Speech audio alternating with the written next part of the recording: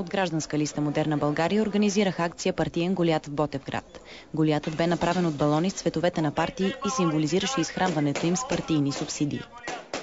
Видяхте как спукахме балона на партийния Голиат. Махнахме субсидиите и балона се спихна.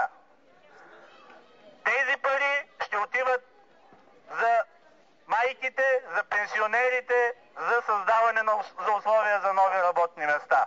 Никакви партийни субсидии повече. Това, което излиза от джоба на данъкоплатците, се харчи безразборно от партиите, допълни Емил Георгиев. От гражданската листа се обявиха и за контрол над политици, закони и монополи, чрез участие на гражданите във властта.